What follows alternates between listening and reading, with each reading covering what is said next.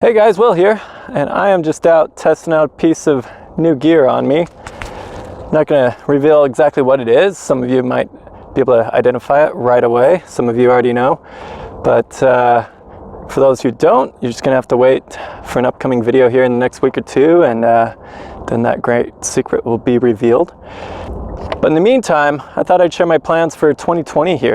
So as you guys know, it's going to be officially spring here in a couple weeks now that it's March, and that means backpacking season's going to be revving up for a lot of us. So even though backpacking season can be all year long, of course you can go winter backpacking, but it just gets so much more active in the spring, summer, and fall, and I am so stoked for it. So I thought I'd share what I'm looking forward to this year. I've got a lot already penciled in on my calendar from the spring through fall. So here's what you guys have to look forward to on my channel for the next several months. So my first backpacking trip is going to be about a month away, still a month ago, but early April I plan to take my wife out to a little place down in Escalante called Willow Gulch. I took my daughter Willow there a couple years ago, but I think Jess would enjoy it very much herself. It's a very short, easy hike in, and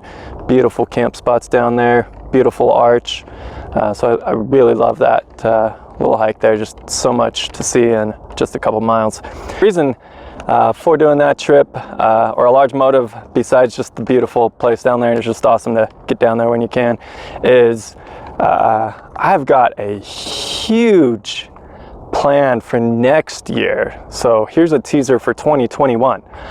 I have charted out and routed out a backpacking route that I hope to do along a historic pioneer route from the 1800s down in southern Utah called the Hole in the Rock route. Anyways, I'm not going to go too far into that, but it's quite a remarkable journey, quite a remarkable story. I've been reading up into the historical details of it because it's just so fascinating, and it just goes through some gorgeous country down there. So I am scouting out water sources down in that first stretch of it. It's going to involve some pack rafting across Lake Powell as part of the journey. So I'm really hoping that I can get my gear dialed in through the course of this year and play around with pack raft. And that's another teaser. Picked up a little pack raft. Again, you'll see more of that in upcoming video here in the next week or two. So yeah, that will be an amazing trip, hopefully, if I can get all the logistics worked out to make it happen. But in the meantime, again, there's a lot to look forward to in this next year. So let's roll it back to 2020 again. May. So for early May, a photographer friend of mine reached out to me and asked if I'd be willing to essentially guide him on the Beehive Traverse route down in Capitol Reef National Park. That's a epic off-trail adventure that Devin from Backcountry Exposure and I did a couple years back, and I am super stoked for another opportunity to get out there again. This photographer friend of mine is really good at keeping stuff like that on the down low. He's even more secretive than I am with some things, and he is a pretty big time peak bagger, mountaineer, so I have no reservations about him being able to handle what Beehive Traverse is going to throw at him. So definitely looking forward to that.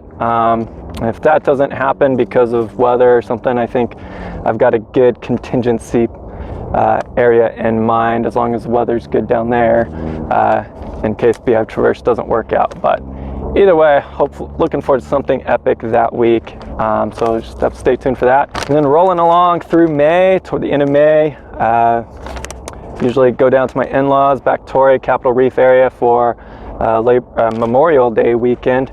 And again, like to take my wife Jess out for another overnight somewhere that weekend while the kids stay back with the in-laws. And might take her out to this loop I did a couple years ago through Sheets Gulch, and just a beautiful, beautiful long slot canyon, or a canyon with some slot sections in it. And so that'll be a real good option for us. If not that, something else on my list of to-dos down in Capitol Reef I've yet to do is muley twist, the upper and lower muley twist. So probably try and go up one of those, upper or lower, maybe even just day hike the short little loop through upper muley and then go pack down through lower muley and camp out down there somewhere. So those are on the table for the end of May. Then we're moving into June. So June is the full month, like my kids get out of school, about Memorial Day weekend, so that rolls us into June, and that's the month I typically take all my kids out. The last few years I've been taking them out one-on-one. They each, at least the older kids that can handle a little bit of hiking, a little bit of camping, and even backpacking, the older ones. I like to take them out on a one-on-one trip, just have some one-on-one time with me, and get them away from the screens at home and TV and all that, and just really immerse them in with nature and build those memories with them. Now rolling into July. July is loaded. The whole summer is going to be loaded, guys. About mid-July, I am hoping that definitely by mid-July, trail conditions will be very much ready to go up in some high Uinta basins.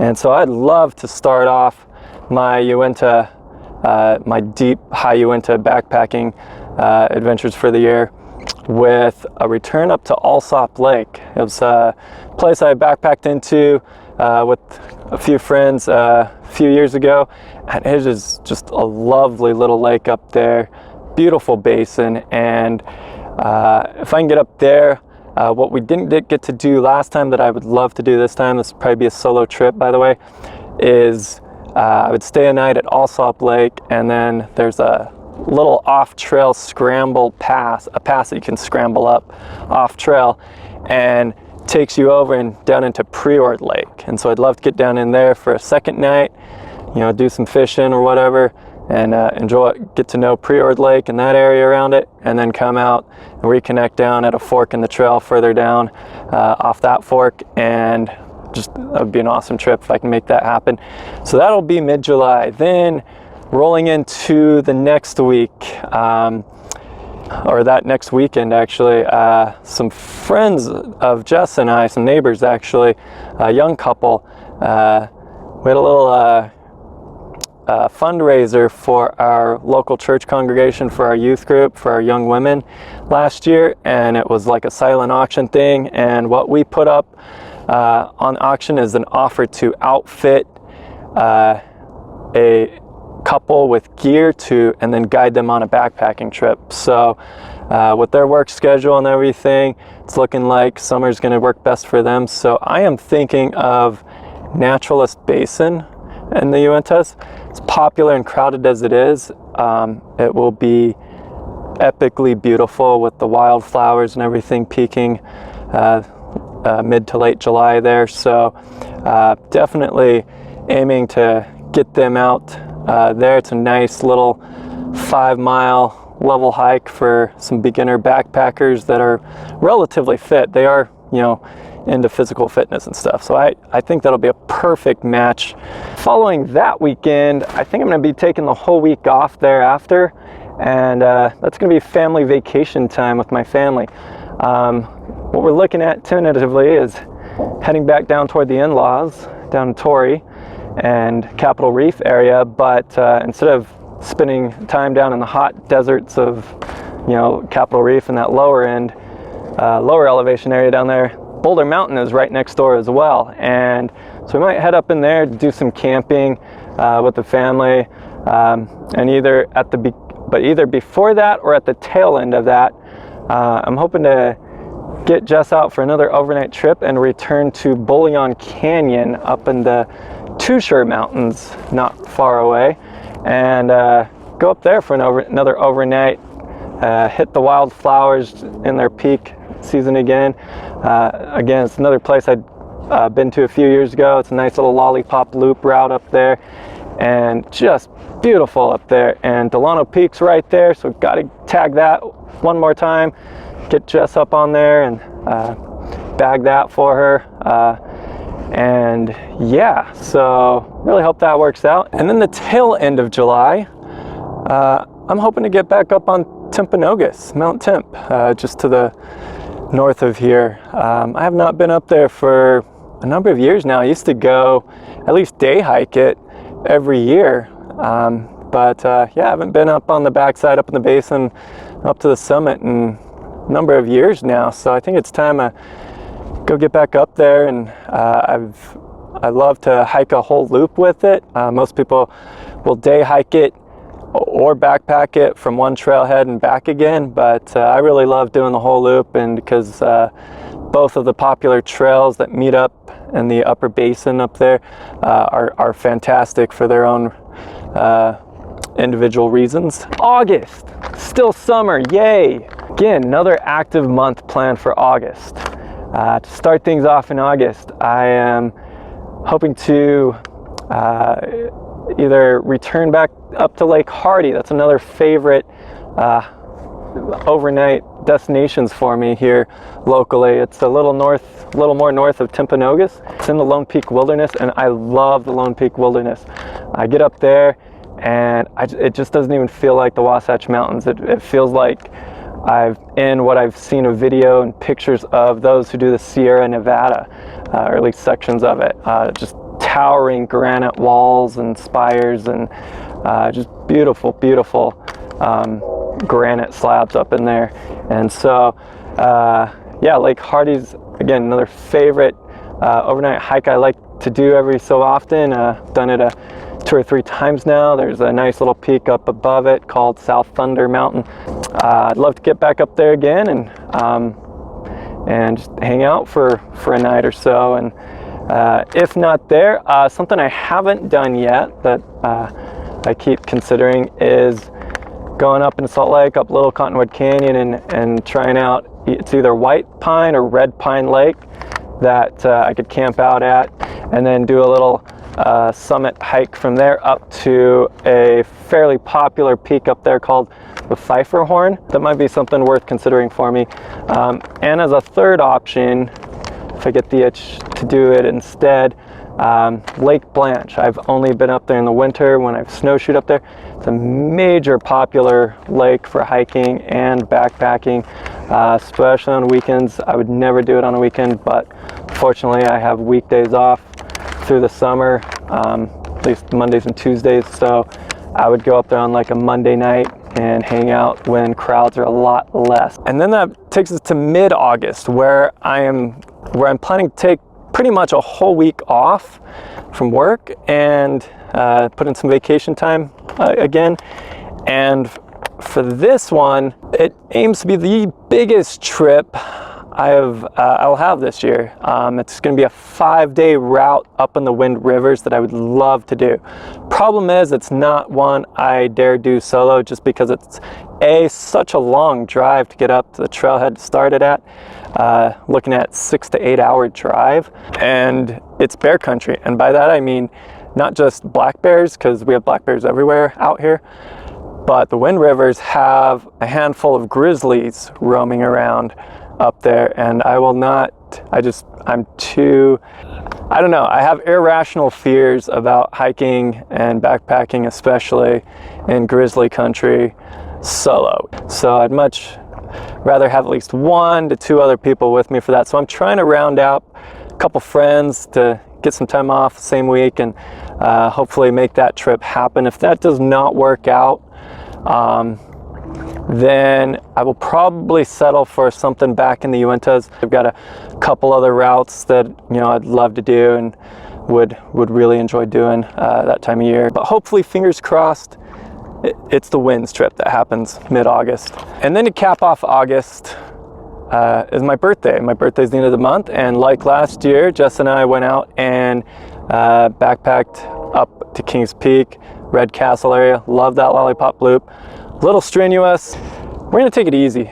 We agreed on that trip that if we make this a yearly tradition for us, to celebrate my birthday, we'll do a leisure trip up in the Uintas, meaning we'll hike into an easier camp and then set up kind of like a base camp and just hang out for 2 to 3 nights there, and then just fish, tag some local summits in the area, in the basins, or just kind of pick a basin and just soak in that basin for the whole trip. And so that's going to be a plan this year, is to go to a place where neither of us have been, which is called Amethyst Basin. It's a hugely popular basin, again, not that hard to access and get into, and very picturesque from what I've seen of it in pictures and video. Now we're into September. Summer's about over, and all the big trips are done with, save one. If things work out, sometime in the latter half of September, early October, I'm hoping to get down to a place I'm going to keep a secret for the time being. It's down near Zion National Park. Actually, part of it does cut through Zion National Park. And so I'm hoping to get down there and do that with, I've reached out to Devin, again, from Backcountry Exposure, and if things work out, he's gonna come down with me, and yeah, we'll make a good go of it. Again, the location's gonna remain secret for the time being, because yeah, I don't want the crowds to blow up over there before we get down there, right? So, no, that's I'm joking, but no, I'm gonna have some fun with it. So, at some point, the location will be revealed, or at least the general area of it. That's it for the big backpacking slash camping trips for the year that I have penciled in. Of course, there'll be some day hikes to happen. I'm hoping to finish bagging what we call the 7 most prominent peaks, or the 7 peaks of Utah County where I live. And the 2 peaks I've yet to do are Cascade Mountain and then Mount Nebo, the king of the Wasatch, the highest peak in the Wasatch and southernmost peak of the Wasatch, which is down south of me here. Yeah, maybe get out for a few more little overnights you know, into the fall around here, go catch some colors and stuff, and fall colors and all that, and we'll see what happens. But I'm already feeling pretty booked up, you know, through then. And then November, December slumps off, just holiday time. And just real quickly, a few other things to look forward to video-wise on the channel. This is going to be a little channel update. I'm aiming to become much more active with my channel. So along with all the trip videos that I'll be continuing to produce, I'm hoping to you know, keep the channel active by putting out other videos out from week to week. So when I'm not doing trip videos, I'm hoping to fill those weeks up with gear videos, more gear reviews, more gear demonstrations, highlights, you know, first looks and overviews of gears, gear features, you know, for all the gear geeks out there like myself. I'm hoping to do some backpacking basics videos, so, you know, looking at the basics of backpacking from my point of view, based on things that I've learned from others, from other channels, other blogs, and my own experiences and things that I've adapted into my systems. I come up with many more ideas for videos to upload, so I mean, this is hopefully going to bleed over into next year and beyond, and we'll see how it goes. So if you haven't subscribed yet, if you've somehow stumbled into this without already being a subscriber, please subscribe if that kind of stuff excites you, if it interests you, and it would be something to look forward to. And be sure to also hit that notification bell so that you can see when these videos come up, be alerted when these videos come up each week, as I strive to be faithful to a weekly upload. Now, with all that said, all these trips and all these videos are going to be subject to health, of course, weather, and all the other things that can happen in life that can pull you back for a week or two or more. Hopefully things don't get so chaotic or serious that would take me away for more than a week or two. But but that's the plan, guys. So that's it, guys. 2020. I am super stoked. Let's bring it on.